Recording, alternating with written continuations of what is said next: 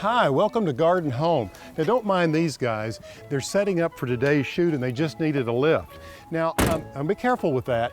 Now, in today's show, we're going to focus on small spaces. I know they can be a big challenge for a lot of people, but I've got some great ideas to share with you. Hey, wait just a minute. Let me help you with that, Dave.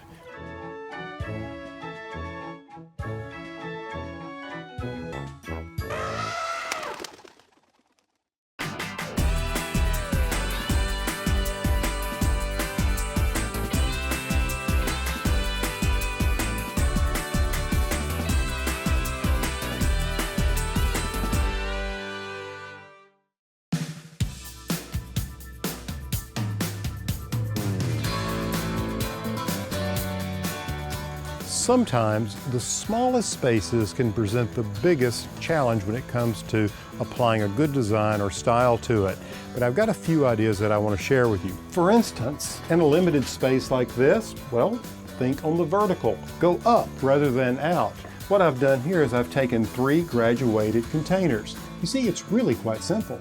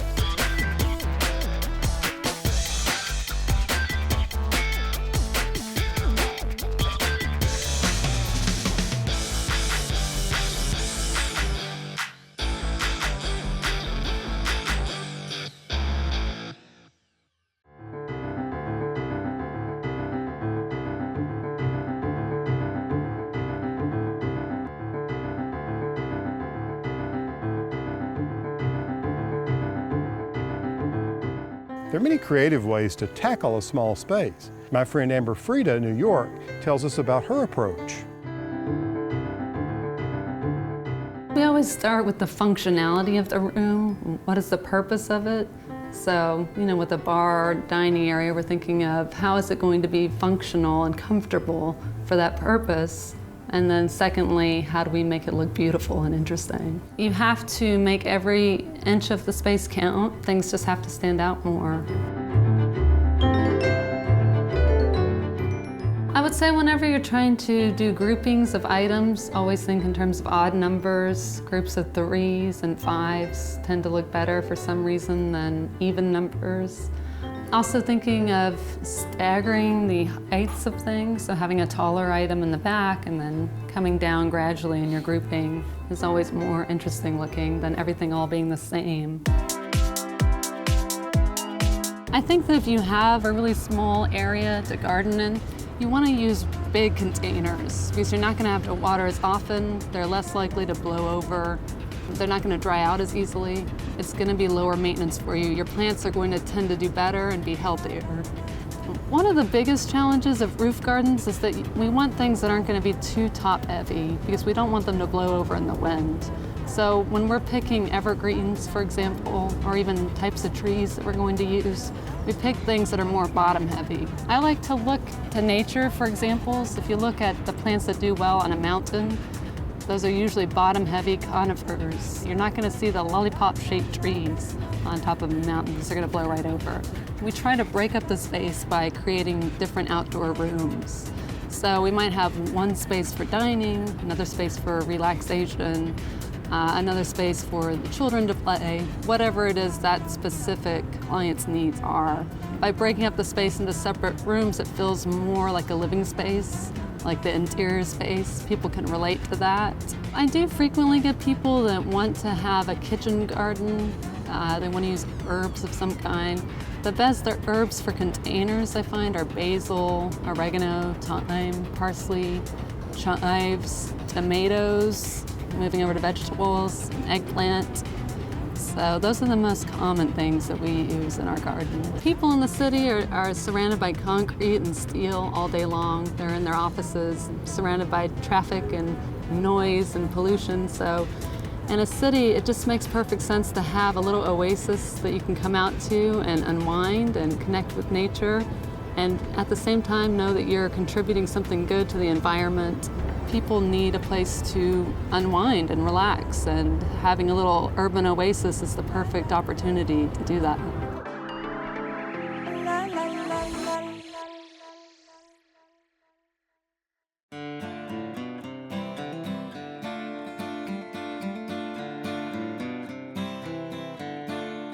Okay, it's time to reveal another room from the little cottage. Today, what else? One of the smallest.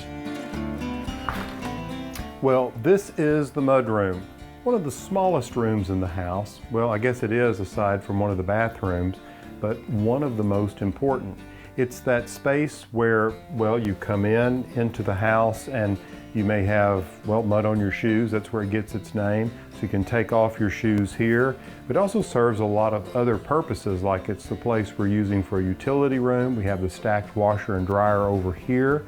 So the purpose of this is to be functional, useful. It's a room of utility. So storage was critical. Let me just point out a few things that we did to increase the storage here. Let's start with the shelving. You can see that up here I ran a shelf the full length of this room, all the way back here. In the corner, I decided to build in a little closet, and what we have here is a tiny little 2x2 space, which is perfect for storing a broom, mop, and of course an ironing board.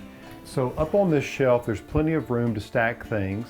This wonderful piece, which I think is so interesting, has a series of bins that were used in some kind of manufacturing plant where they store different kinds of bolts and nuts and things like that, but they just pull right out, and there's an attachment back here with a little chain that keeps them from falling out. But what a great way to store all kinds of things. We all have so much stuff, and where are you going to put it? Which brings me to this shelf up here, which has a similar bracket that I have over here. It's just one that I drew out, and Tony cut it out and laminated two pieces of plywood together, and then we just used a wide piece of plywood at the top. I based the width of this shelf on the length of these canvas baskets. They're really good looking, and you can place things in them.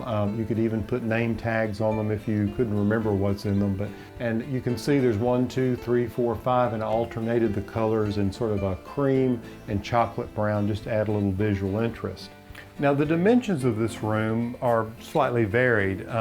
It's 10 feet this way and 11 feet back there to that window, but then there's a 5-foot cutout here. So this is actually the landing of the stairs, and the stairs go up here, but we actually were able to create a little storage under here, which has come in very handy just under the stairwell.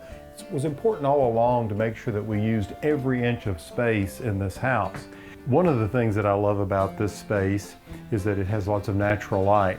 We have this north-facing window over here. Of course, we have the entry door, which is a French door. And then you get a good bit of natural light that comes in through the south door, the door going into the kitchen, because there's a lot of natural light in the kitchen. Now the colors in this room are worth pointing out. This is that really nice soft taupe color called quicksand. Of course, we used our trim color throughout the house, which is snow white. And then my favorite, this color for the floor is called black bean soup. We've used it everywhere. And I just want to say that this room is going to get a lot of traffic. And when we put down the black bean soup, floor and deck paint. It was a specific kind of paint. We also put a coat of polyurethane on top of it because, well, in certain areas like this mudroom, it's going to get a lot of traffic and a lot of wear.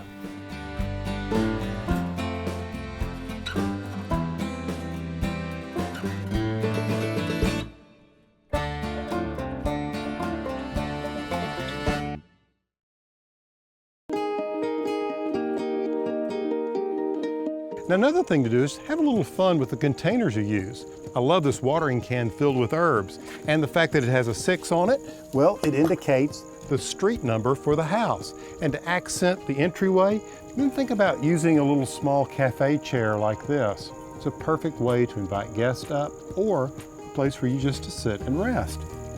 Oh, this is looking perfect.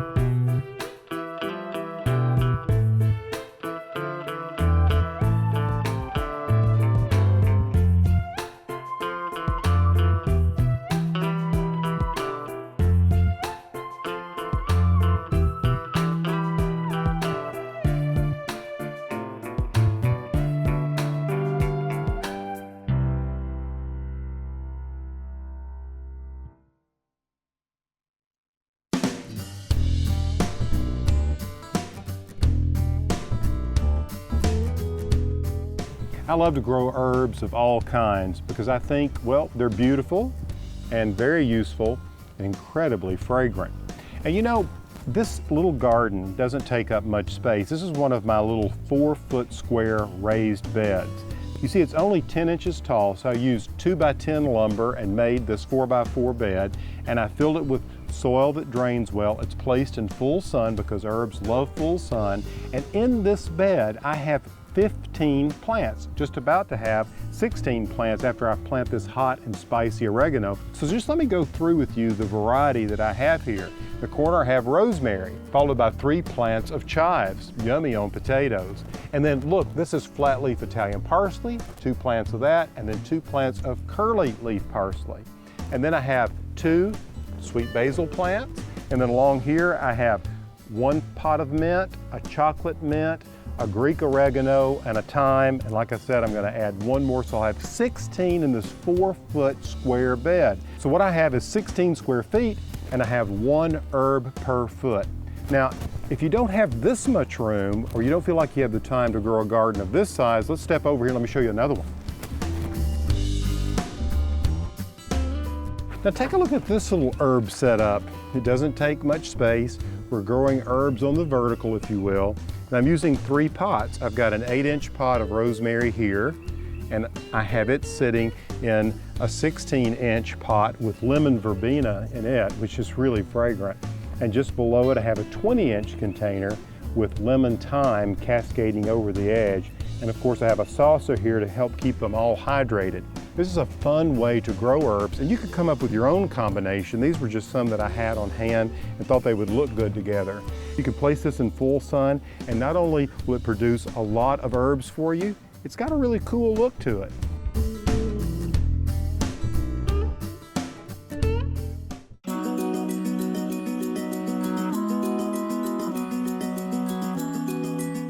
One of my viewers sent me a great message about wanting to do something for his wife and needed a little help. Well, I couldn't resist. Take a look. The very first time I saw Mallory, I was actually on an elevator going up to a Little Rock Film Festival event, and she stepped on, and I was like, man, that girl's really beautiful. I wish I could date her if she would be interested. And Luckily she was, and we started talking about 2 months later, and we haven't really been apart very much ever since then. That was about 4 years ago. We run a website together called haveyoubeenthere.com that's pop culture, style, fashion, everything along those lines. Lately I've been working on a film that I've been trying to get off the ground called Strangers. And so all my time has been spent dealing with the website and the film, and I haven't had a lot of time to help my wife out and do anything nice for her lately. So I'm hoping to get some help from P. Allen Smith because I'm kind of romantically challenged at the moment.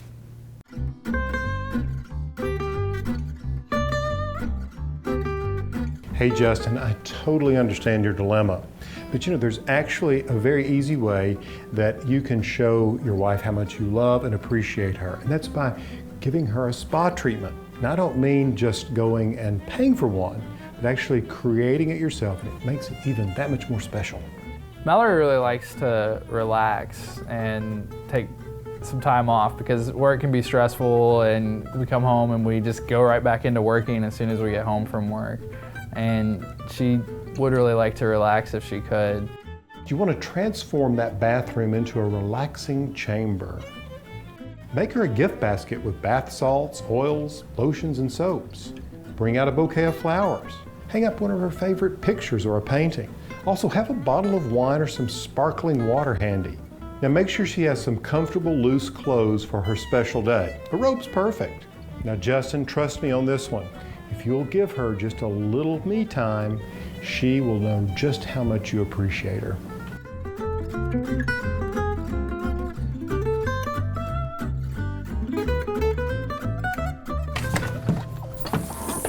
Hey. Hey. Hey. What's going on? Show you something. Okay. Oh my goodness! Did you do this? Yeah, we've been so busy. I thought you might want something nice to just relax and have a good time today. Thank you. So, if you look back here, got a robe, got some towels, soap. Some That goodies, picture from the other day. Yeah. And we were out one day and we found this black and white photograph that was framed that she said, oh, this would look really good in the bathroom. So I made sure to go back and get it. Well, I thought you might need it with as busy as we've been lately. Yeah, this is perfect. Thank you. You're welcome. I love you. Love you too. Thank you. Having done everything in the bathroom, it's kind of amazing to realize how simple it is. I really appreciate all your help with this. I think maybe in the future I should be able to do this, but if not, I'll probably give you a call again.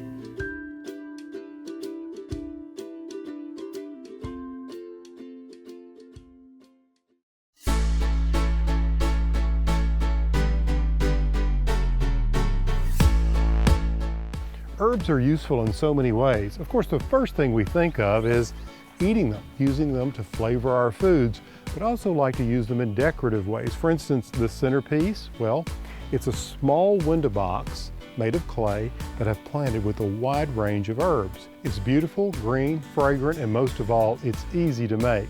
You see, I started with a terracotta long trough in the shape of a window box. First, I filled the container with a soil that's mixed for container gardens. You see, you want it to drain very well.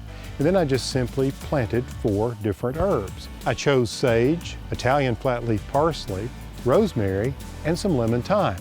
Now, if you do this, choose any variety of herbs you like. You see, the great thing about using a long, narrow container like this filled with herbs is that it's very versatile. In fact, it's as versatile as the herbs themselves.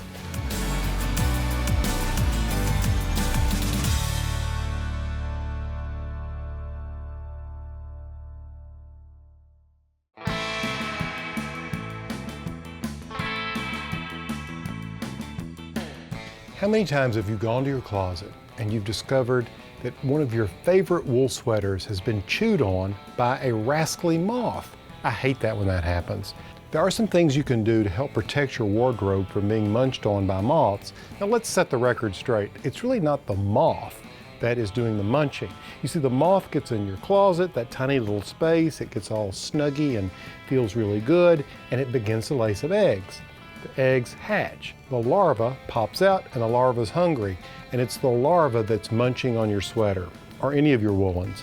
So what you want to do is you want to try to mask your woolens. You want to try to confuse that moth so she doesn't lay her eggs on your clothes. And you can do that by using a variety of different herbs. Mix them together, mixes her up, she doesn't lay eggs, everything's cool. So you can use things like lavender, you can use cedarwood shavings, cloves, any kind of citrus rind, dried rosemary is very good, eucalyptus, mint, even cinnamon sticks. Now these are all in the dried form, but you can also use the essential oils of some of these, which will really intensify that aroma in your closet.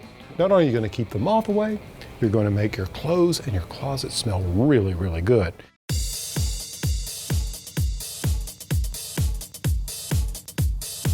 So let me show you a simple recipe using 2 of my favorite herbs. We're going to start with 1 part lemon rind. You can get this at the grocery store, dried of course. 1 part lavender.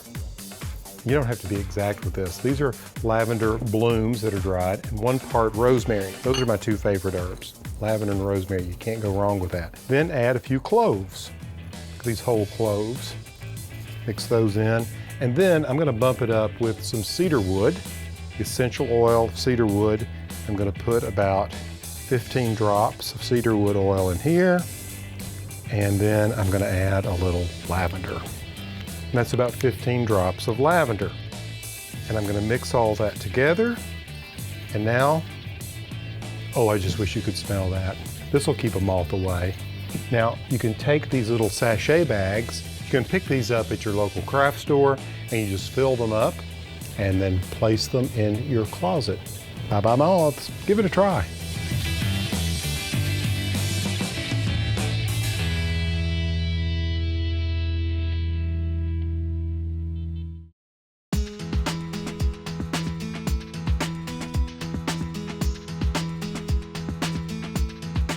Needed just a little something here. All right, so the door, a perfect place, a center point, a focal point as you walk up. Here, I love to use a very shallow basket filled with the same sort of plants that we've used in some of the other containers.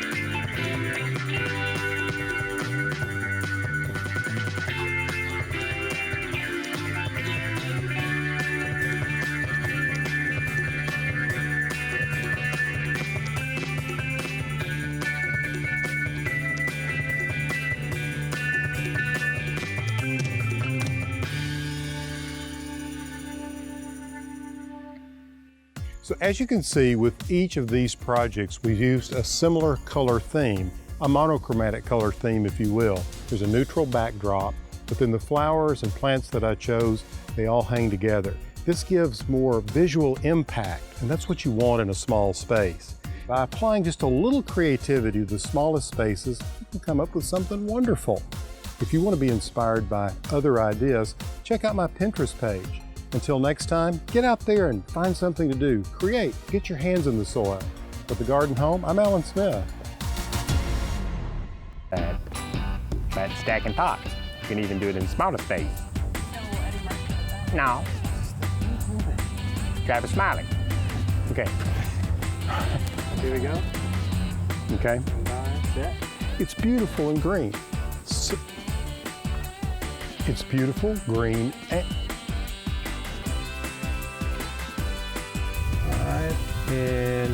action.